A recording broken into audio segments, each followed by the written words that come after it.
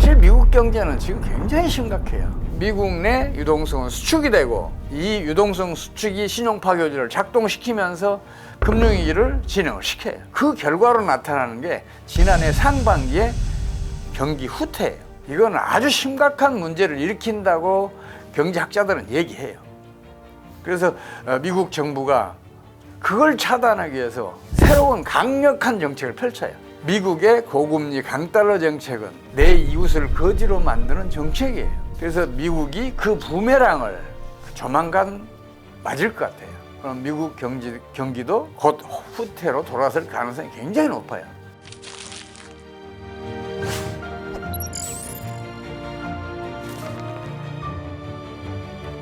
저는 21세기 경제학연구소 최용식 소장이고요. 제가 좀 못나서 경제학에서 박사학위 딴 것도 나이 70에 겨우 딴 사람입니다. 오늘 재미있는 얘기 여러분과 함께 나눠봤으면 좋겠습니다.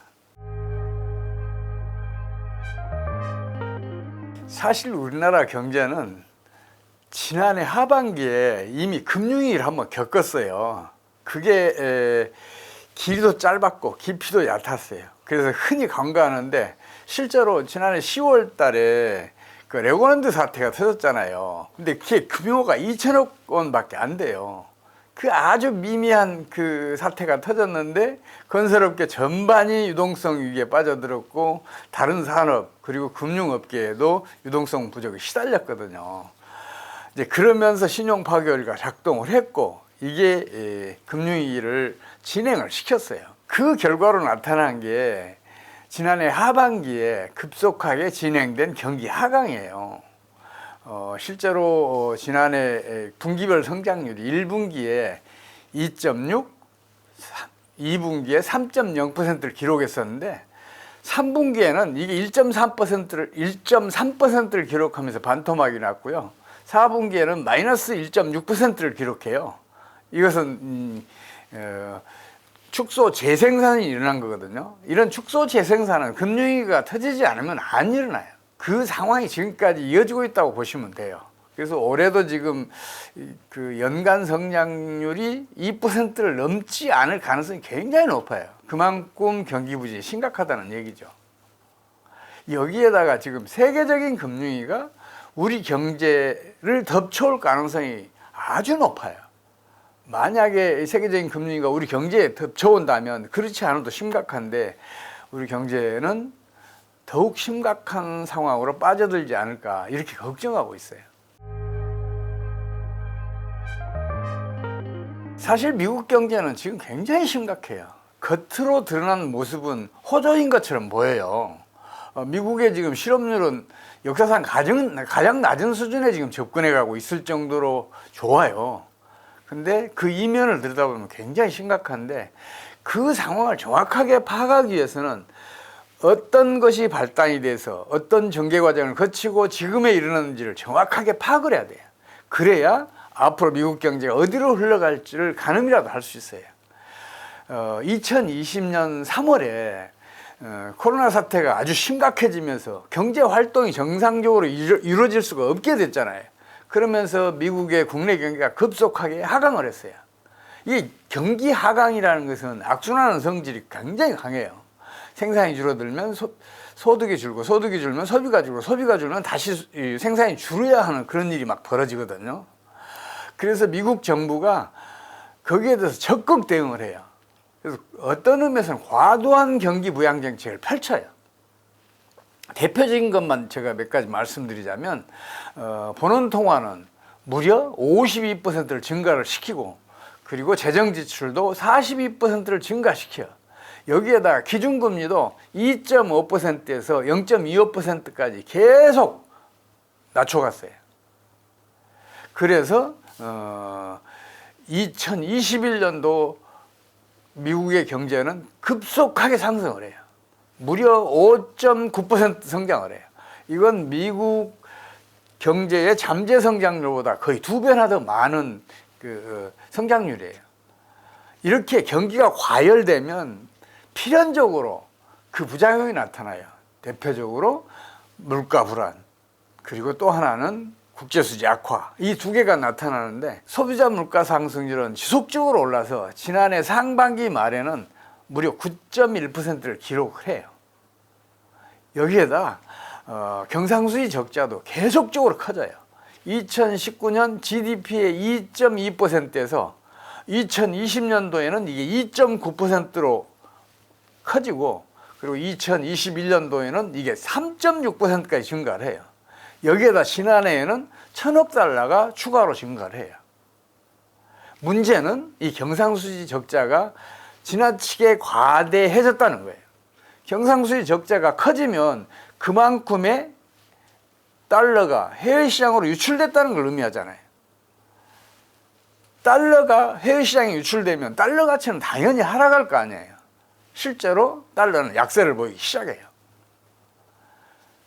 그러니까 미국에 투자했던 국제금융자본들이 환차손을 입어요. 달러 가치가 약화되니까 환차손을 입을 거 아니에요. 환차손을 피하기 위해서 국제금융자본들이 미국 시장을 떠나요. 당연히 미국 내 유동성은 수축이 되고, 이 유동성 수축이 신용파괴율을 작동시키면서 금융위기를 진행을 시켜요. 그 결과로 나타나는 게 지난해 상반기에 경기 후퇴예요. 1분기 성장률은 마이너스 1.6%였고 2분기 성장률은 마이너스 0.6%였어요. 이렇게 두 분기 이상 연속해서 마이너스 성장을 하게 되면 이건 아주 심각한 문제를 일으킨다고 경제학자들은 얘기해요. 그래서 미국 정부가 그걸 차단하기 위해서 새로운 강력한 정책을 펼쳐요. 그게 여러분들이 아시다시피 고금리 정책이었고 강달러 정책이었어요. 기준금리를 한꺼번에 빅스텝, 자이언트 스텝 이런 얘기 많이 했잖아요. 평상시에는 0.25%씩 올리는데 0.5%, 0.75%씩 한꺼번에 상승을 시켜요. 그러니까 다른 나라의 저축들이 이자율이 높은 미국 시장으로 빨려 들어갔어요. 그뿐만 아니라 그 많은 자금들이 미국으로 몰려드니까 달러가 강세를 보여요. 달러가 강세를 보이니까 다른 나라에 투자됐던 국제금융자본들이 환차익을 노리고 미국 시장으로 빨려 들어가기 시작했어요. 그러니까 미국 내 유동성 풍부해졌죠. 그래서 그동안에 신용 파괴 원리 작동으로 유동성이 수축되고 있었는데 이걸 역으로 신용 창조 원리로 바꿔내요. 그래서 신용 창조 원리가 작동을 하면서 유동성이 풍부해지니까 미국 경제는 지난해 하반기부터 급속하게 상승을 해요. 그리고 3분기 성장률은 3.0%, 4분기 성장률은 2.6%를 기록을 해요. 상반기에 연속 2분기 마이너스 성장을 하다가 이렇게 급속하게 경기가 상승을 한 거예요. 근데 문제는 뭐냐면 미국의 고금리 강달러 정책은 내 이웃을 거지로 만드는 정책이에요. 미국으로 국내 저축 빨려 들어간 나라, 그리고 국제금융자본을 미국에 빼앗긴 나라들은 어떻게 되겠어요? 유동성이 수축되면서 유동성 위기에 빠져들어요. 그래서 우리나라도 그 피해를 가장 크게 받은 나라 중에 하나예요. 지난해 우리나라 4분기에 마이너스 성장했잖아요. 그 영향이란 말이에요. 그 중에서도 경상수지가 만성적인 적자인 나라들의 타격이 훨씬 셌어요. 지금 거의 40개국이 넘는 나라들이 외환위기 늪에 빠져들었거나 그 직면에 있는 게 그 이유예요. 그럴 거 아니에요. 만성적인 경상수지 적자인 나라들은 그동안 외채를 도입해서 그 적자를 보존해 왔는데 그게 어렵게 됐잖아요. 당연히 안보고는 고갈 직전에 이르게 되고 어떤 나라는 고갈되고 그러면서 외환위기가 터진 거죠. 다른 나라들이 이렇게 어려운 지경에 빠지면 미국 혼자 잘 나갈 수가 없어요. 그 영향을 받지 않을 수가 없어요. 이건 역사적인 경험이에요. 그래서 미국이 그 부메랑을 조만간 맞을 것 같아요. 그럼 미국 경기도 곧 후퇴로 돌아설 가능성이 굉장히 높아요. 이런 사례는 1980년대 초에 있었어요. 미국이 고금리 정책을 펼친 1980년, 81년도에는 다른 나라들 마이너스 성장할 때 플러스 성장을 해요. 근데 1981년도에는 다른 나라들이 플러스 성장으로 돌아섰을 때 미국이 마이너스 성장을 해요. 미국이 그런 부메랑을 맞을 게 거의 틀림없어요. 그렇게 되면 지금 그렇지 않아도 진행 중이던 금융위기가 수면 아래에서 수면 위로 올라와서 본격적으로 진행될 것 같아요. 그뿐만 아니라 미국이 다른 나라에서 끌어들일 다른 나라의 국내 저축, 다른 나라에 투자된 국제 금융 자본도 점점 말라가고 있어요. 그래서 올해 초에 나타난 것이 실버게이트, 실리콘밸리, 시그니처, 퍼스트 리퍼블릭, 크레딧 스위스 이런 애들이 연속적으로 파산했잖아요. 더 이상 끌어들일 유동성이 없으니까 미국 내 유동성이 수축의 방향으로 돌아섰고, 그리고 유동성 수축이 신용 파괴를 작동시키면서 이런 금융기관들의 경영수를 악화시킴으로써 이 사람들에게 뱅크런을 일으키게 한 거죠. 다만 이제 그 뱅크런이 일어나자마자 미국이 초강력 또 대응책을 발표를 해요. 그게 뭐냐면 예금 전액을 보장하겠다. 예금 전액을 보장한다니까 예금 인출할 필요가 없잖아요. 그러니까 뱅크런이 잠잠해졌어요.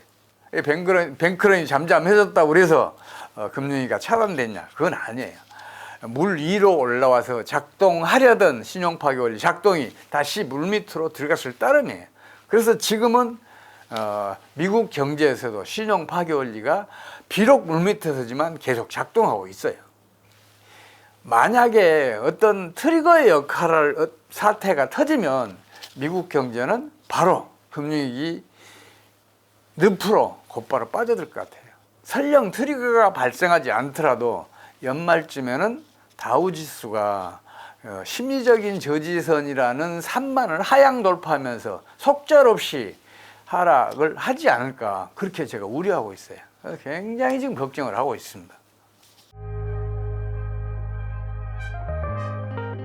제가 그것 때문에 좀 유명해요. 1998년 우리나라 외환위기, 이걸 제가 1995년부터 줄기차게 경고를 해요. 95년에는 잠수함의 토끼처럼 우리 경제에 파국을 내다보면서 본인의 판단이 제발 기우기를 기원한다는 그 경고를 하고, 96년도에는 피를 토하는 심정으로 경제정책 당국자에게 경고하고자 한다는 또 경고를 날려요.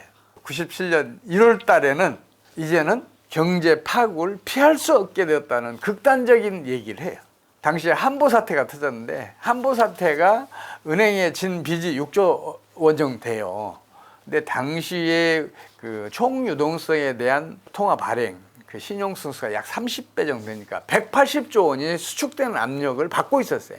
그러면 당연히 금융위로 빠져든단 말이에요. 당시 신용승수가 한 30배 정도 되니까 그만큼의 돈이 우리 경제에 사라지는 그런 일이 벌어져요. 우리 몸도 그렇잖아요. 우리 몸의 피가 10%만 빠져나가도 생명이 유독하잖아요.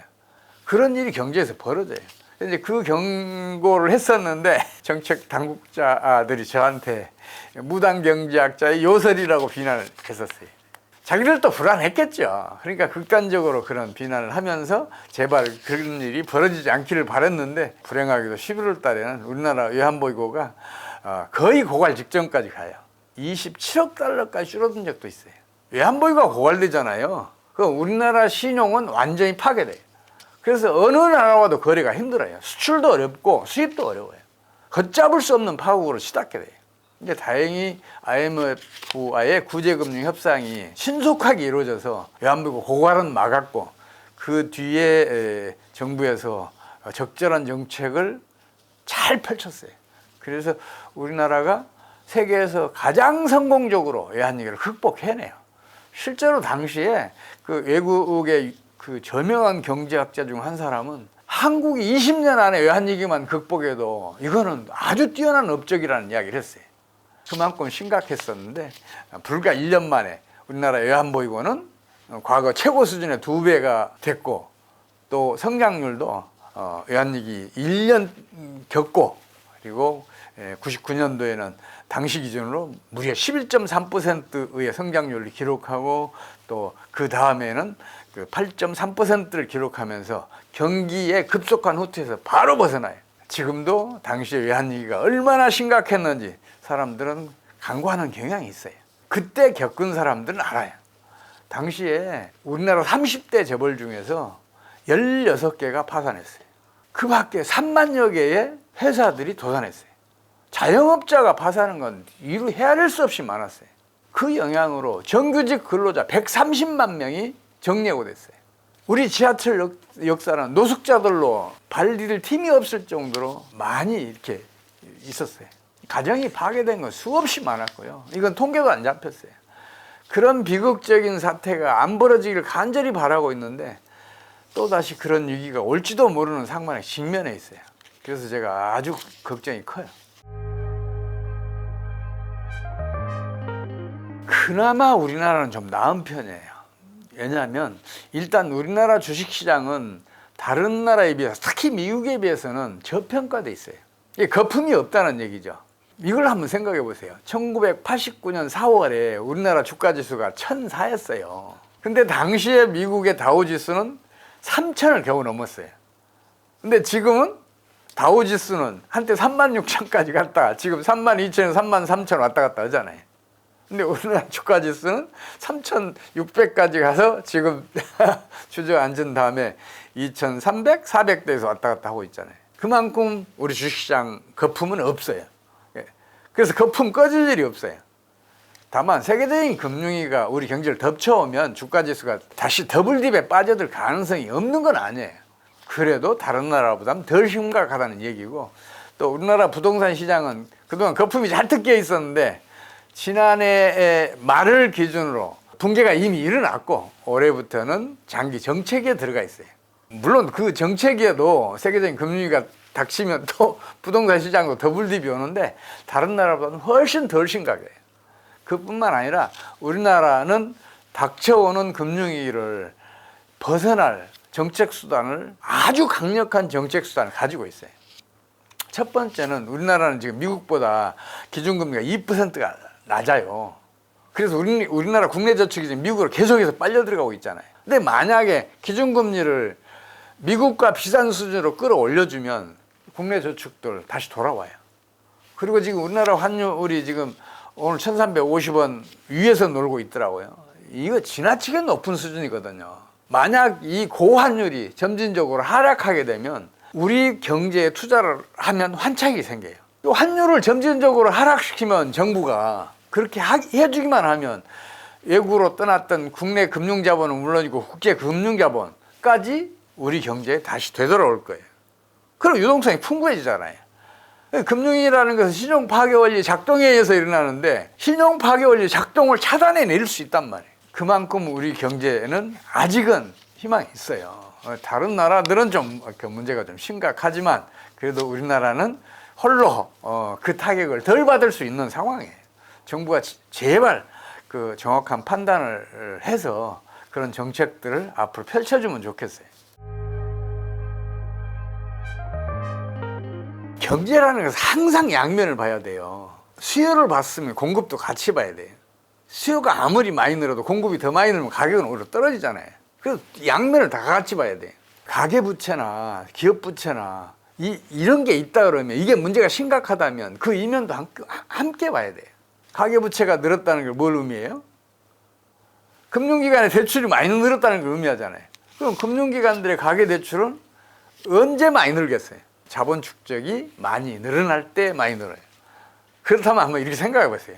자본 축적이 많다는 게, 많이 늘어난다는 게 바람직한 일이에요? 바람직하지 않다는 얘기예요. 실제로 세계적으로 보면 가계부채 비율이 높은 나라일수록 성장률도 높고 국민소득도 훨씬 더 높고 그리고 경제도 안정적이에요.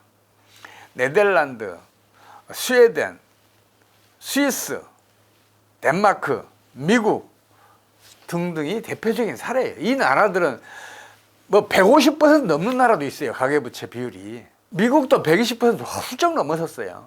반면에 가계부채 비율이 낮은 나라들 있잖아요. 그런 나라들은 아예 후진국이거나 아니면 국민소득이 높더라도 경제가 장기간 정체하는 나라들이에요. 일본, 그리스, 이탈리아, 스페인 등등이 그런 대표적인 나라란 말이에요.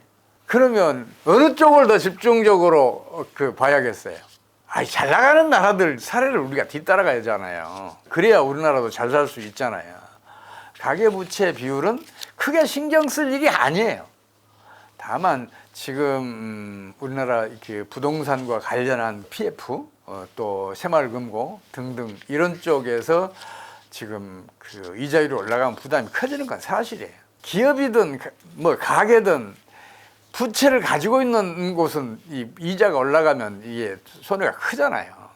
근데 그 면만 봐서는 안 된단 말이에요. 그 타격도 있겠지만 기준금리가 미국보다 낮아져서 우리 국내 저축이 미국으로 빨려 들어가는 그 결과로 나타나는 후유증이 얼마나 더 클 것인가를 비교해 봐야 할 거 아니에요. 기준금리가 미국보다 더 낮아서 보는 피해가 훨씬 크단 말이에요. 우리 국내 저축, 우리 국내 금융자본들 다 미국으로 빨려 들어가고 있잖아요. 그래서 국내에서 지금 유동성이 부족해져 있잖아요. 유동성이 부족해지니까 주식시장도 계속해서 약세를 보이고 있잖아요. 미국으로 빨려 들어갔던 국내 저축, 국제 금융자본만 돌아와 봐요. 주식시장은 금방 상승세로 돌아서요. 또 답답한 게 우리 정부가 자꾸만 환율을 실패한 일본 엔화에다 기준을 두어서 방어를 하려고 그래요. 저 최근에 보니까 그 일행단 구원이 깨질 우려가 있을 때는 강력한 방어 정책을 펼치더라고요. 그것도 아주 위험한 여객 시장의 NDF 거래를 통해서 그걸 하고 있어요. NDF 거래는 레버리지가 최소 20배예요. 한 번 손실을 보잖아요. 그럼 20배 손실이 난다니까요. 그런 위험한 짓을 하면서 지금 고환율을 유지하기 위해서 몸부림치고 있는데 제대로 될 리가 없어요. 왜냐하면 우리나라 경상수지 흑자는 우리 경제 규모에 비해서 지나치게 커요. 지난해같이 수출이 어렵다 그랬어도 우리나라 경상수지 흑자가 298억 달러였어요. 그 전에는 더 큰 규모였잖아요. 2015년 같은 경우에는 우리나라 GDP의 7.4%였을 정도로 너무 커요. 경상수지 흑자가 그렇게 크다는 건 뭘 의미해요? 외환이 그만큼 우리 경제에 쏟아져 들어왔다는 걸 얘기하잖아요. 그렇다면 환율은 떨어지는 게 정상인데 정부가 그것을 자꾸만 상승으로 전환시키기 위해서 방어 정책을 펼쳐요. 그래서 지금 우리 경제가 어려운 거예요. 우리 정부가 잘못 믿고 있어요. 환율이 오르면 수출이 증가하고 수출이 증가하면 경기가 호전된다고 이렇게 잘못 믿고 있어요. 근데 역사적 사실은 그와 반대예요. 환율이 상승하잖아요. 수출은 반드시 줄어들어요. 여기에는 이제 경제학적으로 설명하자면 좀 길어요. 그 생략을 하고 역사적 사실이 그래요. 반면에 환율이 점진적으로 하락하잖아요. 그럼 수출은 반드시 늘어요. 경상수지 흑자는 반드시 증가해요. 그건 왜 그러냐면요. 기업은 망하기 때문에 강해서 그래요. 환율이 예를 들어서 1,500원대에서 1,000원으로 떨어져 봐요. 그러면 100달러짜리 수출하던 업체는 15만 원 벌 수 있다가 10만 원도 못 벌게 되잖아요. 수출업체 망해요. 수출업체 어떻게 해야 되겠어요? 몸부림치는 거죠. 150달러짜리 개발해야 돼요. 그거 갖고도 안 돼요. 그래서 200달러짜리를 추가로 개발을 해요. 기어이 해낸단 말이에요. 기업은 망하기 때문에 강해요. 망하지 않기 위해서 필사적인 노력을 기울이니까 그런 일이 벌어져요. 이런 사실도 모르고 지금 고환율 정책을 펼치고 있으니까 제가 좀 답답해 미칠 지경이죠. 그러니까 실제로 그런 사례가 있잖아요. 1980년대 후반에 우리나라 성장률 11%가 넘었어요. 매년 환율이 점진적으로 하락할 때. 그리고 2000년대 중후반에도 그런 일이 있었어요. 근데 왜 그런 역사적 사실은 외면하고 고환율 정책을 펼치냐고요. 일본은 그 정책을 펼쳤다가 지금 저 꼴이잖아요. 30년 내내 지금 0%대 성장을 하고 있잖아요. 근데 일본을 왜 따라가는지 저는 이해할 수가 없어요. 지금도 우리 정부는 그런 얘기를 해요. 수출이 GDP의 절반에 육박한다는 얘기를 해요. 이건 말도 안 되는 얘기예요. 우리나라 수출이 GDP에서 차지하는 비중은 10%가 안 돼요. 어떤 해는 9%도 안 되는 때가 있어요. 이 얘기는 내수가 90% 이상이라는 얘기예요. 그렇다면 환율이 점진적으로 하락할 때 내수가 확장되겠어요? 아니면 환율이 오를 때 내수가 확장되겠어요? 당연히 환율이 점진적으로 하락할 때란 말이에요. 환율이 하락하잖아요. 우리 자원 대부분 수입에 의존하잖아요. 그거 값싸게 사올 수 있어요. 내수를 먼저 봐야 되는데 GDP의 90% 이상을 차지하니까. 근데 우리 정부는 수출을 자꾸 먼저 고려를 해요. 근데 환율이 올리면 수출은 반드시 줄어든다니까요.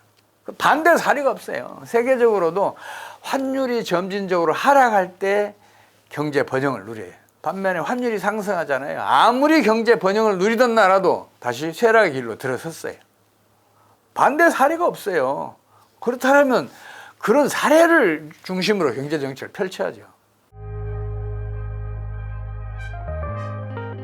저 그 얘기 할 때마다 답답해요. 역사를 좀 되돌아올 필요가 있는데, 아베 정권이 이제 재출범하던 2013년인가요? 그때 아베 정권이 지금과 같은 똑같은 정책을 펼쳤어요. 그 엔저 정책이 일본 경제를 살려냈다고들 모든 경제 전문가들이 얘기했고, 일본 정부도 그렇게 주장을 했어요. 근데 불행하게도 그 이후로 일본의 연평균 성장률은 1%가 안 돼요. 이게 경제 살려낸 거예요? 아니잖아요.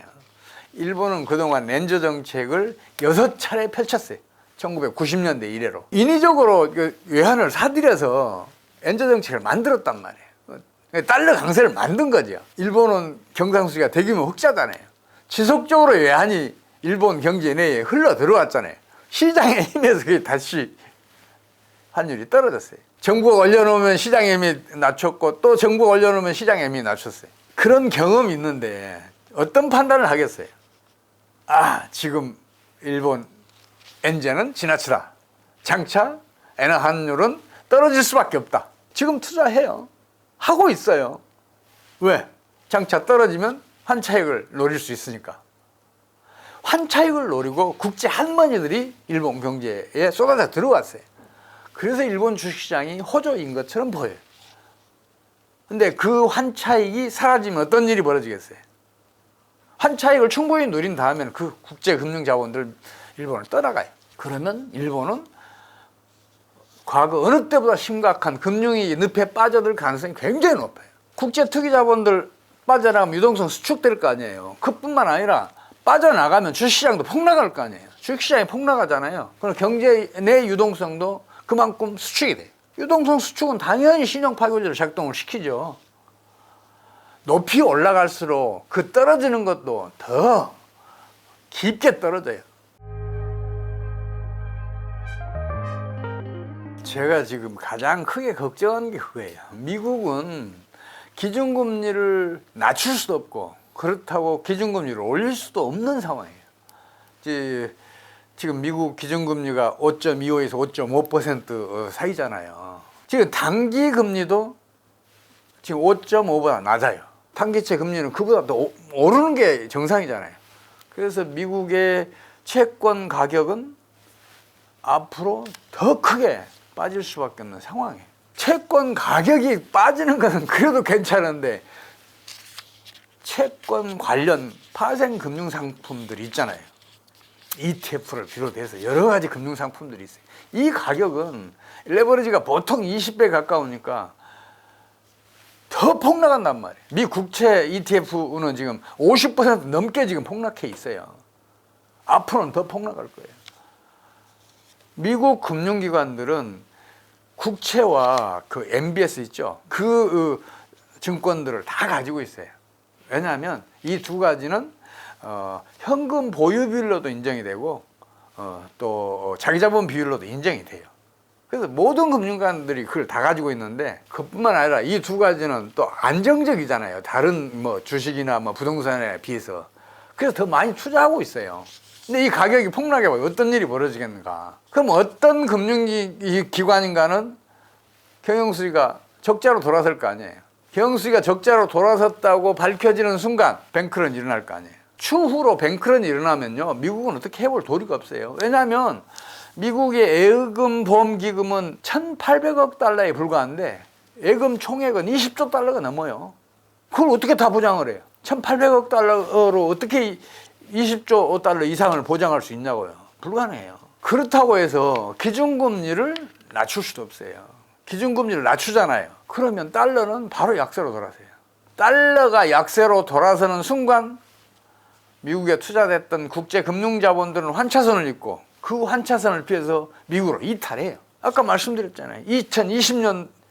2022년도 상반기에 그런 일이 벌어졌다고. 국제금융자본들이 미국을 떠나면 바로 신용파괴 원리가 수면 위로 올라와서 작동을 해요. 그러면 금융위기는 아주 빠르게 진행이 돼요. 부동산 가격은 폭락하고 주식시장도 폭락할 가능성이 굉장히 높아요. 그러니까 미국은 기준금리를 현재 수준으로 유지하기도 어렵고 그렇다고 더 올리기도 어렵고 뿐만 아니라 낮출 수도 없어요. 정책 수단이 없는 거예요. 어떤 사태가 터지면 대중적으로 대응할 수밖에 없어요. 올해 3월에 아까 말씀드린 5개 은행들이 연달아 파산했을 때 미국은 본원통화를 무려 4,240억 달러를 증가시켰어요. 기준금리 올리면서. 그때 뭐라 그러냐? 미국은 물가 안정을 위해서 기준금리를 추가로 올린다고 얘기를 했어요. 근데 그 이면에서는 본원통화를 4,240억 달러를 증가를 시켰다니까요. 물가 불안에 어느 게 더 직접적인 영향을 끼쳐요? 금리예요? 아니면 통화예요? 통화잖아요. 이율 배반적인 행동을 한 거예요. 지금 미국이 이러지도 저러지도 못하는 상황에 빠져 있다는 걸 의미를 해요. 굉장히 심각한 상황이에요.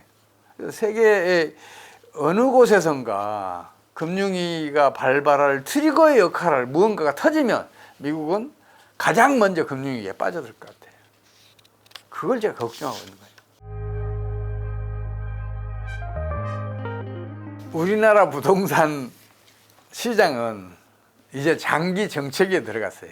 이걸 판단하려면 부동산 시장의 주기를 좀 알 필요가 있어요. 부동산 시장은 일반적으로 광기, 패닉, 붕괴, 그리고 장기 정체의 그런 주기를 가지고 있어요.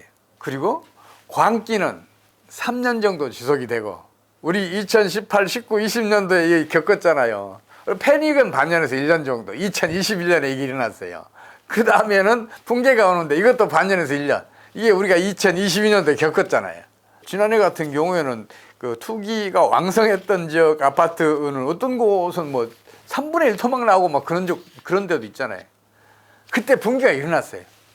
근데 올해 들어선 다음부터는 급매물이 모두 사라졌어요. 그러니까 일부 지역에서는 또 투기가 잠깐 일어날 뻔하고 막 그러잖아요.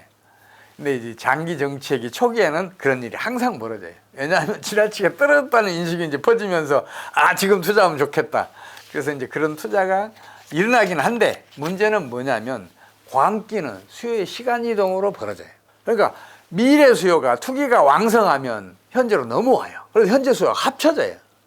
그래서 투기 열풍이 분단 말이에요. 근데 그 수요는 한정이 돼 있잖아요. 미래 수요가 넘어왔으니까 미래 어느 시점에 가면 수요가 사라진 때가 올 거 아니에요. 그때 패닉 붕괴가 일어난단 말이에요.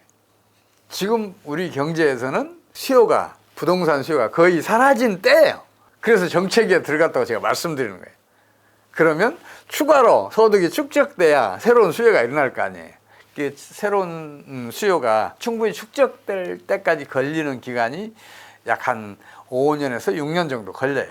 그래서 앞으로 5년에서 6년 정도는 장기 정책위에 들어가 있다고 보셔도 크게 틀리지 않아요. 미국은 물론이고 유럽 주요 국가들도 부동산에 거품이 잔뜩 껴 있어요. 특히 상업용 부동산들. 2008년도 글로벌 금융위기 때는 주거용 부동산에서 거품이 심했어요. 물론 지금도 주거용 부동산에 거품이 좀 끼어 있는데 그보다 훨씬 심각한 게 상업용 부동산들이에요. 미국의 상업용 부동산들은 공실률이 계속 늘어나고 있잖아요. 그만큼 거품이 심하단 말이에요. 근데 그 거품은 반드시 꺼지게 돼 있어요. 언제 꺼지느냐만 문제예요. 금융위기가 터지면 꺼져요. 신용파악 원리가 작동을 하니까 유동성이 수축될 거 아니에요. 유동성이 수축이 되면 수요가 사라질 거 아니에요. 그러면 가격은 떨어지게 돼 있어요. 지금 그런 상황이에요. 그 중에서도 제일 심각한 게 거품이 제일 크게 일어난 게 중국이에요, 사실은. 사실 중국 경제는 이미 2019년도에 금융위기가 터졌어도 이상하지 않았어요. KBS가 2019년 3월인가? 4월? 차이나 쇼크, 빈집 6,500만 채의 비밀이라는 특집 방송을 내보냈어요. 그만큼 심각했단 말이에요. 당시에 금융위기가 터졌어야 했는데 중국 경제는 강력한 동자 경제 체제를 갖추고 있어요. 이야기 쉽게 빌려서 말씀드리자면 금융위기라는 홍수가 몰려오고 있는데 이걸 강력한 통제경제 체제라는 댐을 구축해서 그걸 막아내고 있었어요. 근데 불행하게도 그 홍수는 그 뒤로도 계속이 됐어요. 2021년 헝다, 2022년 완다, 올해 비구이안. 이게 중국 부동산 1, 2, 3위 기업이잖아요. 연달아 파산 위기에 지금 몰려 있잖아요. 또 부동산과 관련된 여러 투자금융회사들, 여기까지 지금 심각한 상황에 와 있어요. 그것도 그 밖에도 여러 문제들이 지금 겹치면서 중국이 구축한 그 강력한 통제 경제 체제라는 그 댐 위로 물이 넘치고 있어요. 모든 댐은 댐 위로 물이 넘치면 반드시 붕괴합니다. 중국 경제에서 먼저 금융위기가 터져서 이게 트리거 역할에서 세계적인 금융위기가 터지는 거 아닌가, 그렇게 지금 판단하고 중국 경제의 여러 경제 지표들 유심히 지금 쳐다보고 있어요.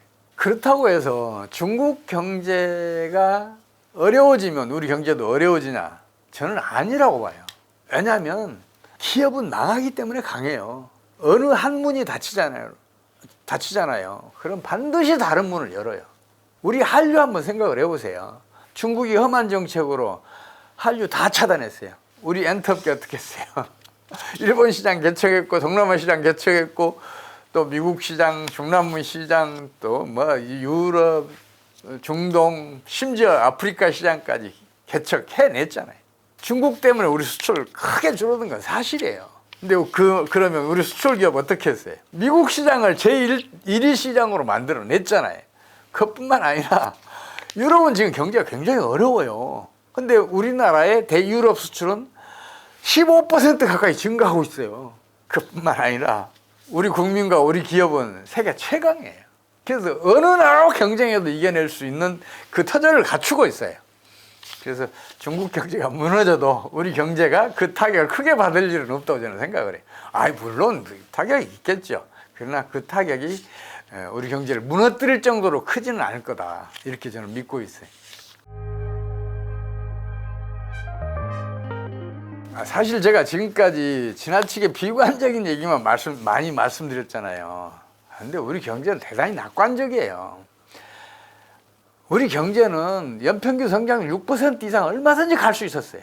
정부 경제 정책이 잘못돼서 지금 경기 부진을 겪고 있단 말이에요. 그런 대표적인 정책이 고환율 정책이에요. 환율의 점진적인 하락만 용인해도 우리나라 성장률은 6% 이상 갈 수 있어요. 잠재 성장률 6% 넘으니까 당연히 간단 말이에요. 한번 우리 경제를 한번 둘러보세요. 우리 1인당 국민소득이 지금 33,000달러에서 환율이 올라서 조금 빠질 거 아니에요, 올해는. 그 수준밖에 안 되는데 국민소득 6만 달러 견뎌낼 산업들도 크고 있어요. 어쩌면 10만 달러를 견뎌낼 수도 있는 산업들이 지금 크고 있다니까요. 메모리 반도체는 물론이고 시스템 반도체도 지금 엄청 빠른 속도로 크고 있잖아요. 반도체 설계업, 반도체 후공정 산업, 검사 장비 산업 등등. 국민소득 6만 달러? 아니 10만 달러도 견뎌낼 수 있어요. 또 수송기계류, 그러니까 자동차, 수송기계류를 포함한 일반 기계류 산업도 국민소득 6만 달러, 아니 10만 달러도 견뎌낼 수 있어요. 지금 엄청나게 크고 있잖아요. 그 밖에 제약산업과 배터리 산업을 포함한 정밀화학 산업들 빠르게 크고 있잖아요. 이거는 국민소득 10만 달러 얼마든지 견뎌내. 정밀 기계류 산업도 마찬가지예요. 그뿐만 아니라 일반 소비재도 있잖아요. 우리 수출품들 전부 다 세계 시장에서는 명품으로 대우를 받고 있어요. 심지어 손톱깎이, 모자, 헬멧 등등 무수한 우리 소비재들도 명품 대열에 올라섰어요. 명품 대열에 올라서면 국민소득 6만 달러, 10만 달러 견뎌낼 수 있어요. 실제로 그렇잖아요. 그 유명 브랜드가 달린 신발과 무명 브랜드를 달고 있는 신발 가격 차이는 10배 이상이잖아요. 또 명품은 가격이 높을수록 판매가 더 많이 돼요. 그래서 명품 업체들이 가격을 점진적으로 올리는 그런 정책을 펼치잖아요. 우리나라가 그 EU와 FTA를 체결했잖아요. FTA 체결 직후에 유럽 명품들 수입 관세가 30-40%씩 낮춰졌어요. 그렇다면 유럽 명품 업체들은 가격을 30-40% 이상 낮출 수가 있었어요. 근데 유럽 명품 업체들은 FTA 체결되자마자 가격 다 일제히 올렸어요. 왜냐하면 가격이 내려가잖아요. 그럼 명품 대접 못 받아요. 물론 가격을 올려가는 데는 한계가 있어요. 소비자들의 그 심적인 저항선이라는 게 있어요. 어느 가격 이상으로 올라서는 즉시 수요가 거의 사라지는 일이 벌어지기도 해요. 그래서 그 심리적인 저항선을 항상 염두에 두고 가격을 올려가야 하지만 명품은 가격을 올려가야 판매가 더 많이 돼요. 우리 수출 기업들이 그걸 모르겠어요. 다 잘 알아요. 그래서 우리나라 환율이 점진적으로 하락하기만 하면 저는 이렇게 판단해요. 5년 안에 우리 국민소득 6만 달러 간다. 10년 안에 10만 달러 간다고 저는 판단하고 있어요. 제발 정부가 환율의 점진적인 하락만 용납해 준다면 우리 국민과 기업은 그만큼 막강한 경쟁력, 성장력을 가지고 있다고 저는 믿고 있어요. 제발 그랬으면 좋겠어요. 지금 우리나라는 물론이고 세계 경제가 앞날이 불투명하잖아요. 어떤 의미에서는 어둡잖아요. 어디로 갈지 잘 모르겠잖아요. 이런 경우에는 투자 활동을 비롯한 경제 활동은 어떻게 해야겠어요? 최대한 수비적으로 그리고 신중하게 하시는 게 바람직해요. 특히 투자하시는 분들은 이 점을 염두에 두셔야 돼요. 주식시장이든 부동산 시장이든 장기 주기를 가지고 있다. 광기, 패닉, 붕괴, 장기 정체 이런 주기를 가지고 있다는 걸 염두에 두셔야 돼요. 이걸 외면하면 고점에 사서 저점에 파는 그런 불행한 일을 자꾸 겪게 된다고요. 지금 우리나라 주식시장이든 부동산 시장이든 장기 정책에 들어갔어요. 그러면 3년 후에는 주변에서 주식 투자 얘기, 부동산 투자 얘기 쏙 들어갈 거예요. 유명한 투자 전문가들 그 얘기 하잖아요. 주변에서 그런 얘기 아무도 안 할 때 투자를 해라. 그게 적기다 그러잖아요. 지금까지 주식 투자, 부동산 투자에서 크게 이르신 분들이더라도 앞으로 2, 3년 더 열심히 저축해서 그걸 시드머니로 3년 후에 투자를 해두시면 지금까지 잃었던 돈은 물론이고 추가적으로 큰 이익을 남길 수 있으실 것으로 저는 믿고 싶어요. 그렇게 될 거예요. 지금은 제발 신중하고 수비적으로 투자하시는 게 바람직합니다. 제가 개인적인 얘기를 할 수 있게 기회를 주셔서 대단히 감사합니다. 왜냐하면 제 이름을 사칭해서 투자 컨설팅을 한다, 투자 종목을 추천한다 그런 얘기들이 지금 페이스북 등 SNS에서 너무 많이 벌어지고 있어요. 저는 경제 전문가지 투자 전문가가 아닙니다. 투자 컨설팅도 안 하고 투자 종목도 추천하지 않습니다. 제발 제 이름을 사칭한 그런 곳에 속지 마시기 바랍니다. 제 지인도 그런 피해를 받아서 더 지금 제 마음이 절실합니다. 제발 그런 곳에 속지 마시기 바랍니다. 오늘 이런 기회를 주셔서 대단히 감사합니다.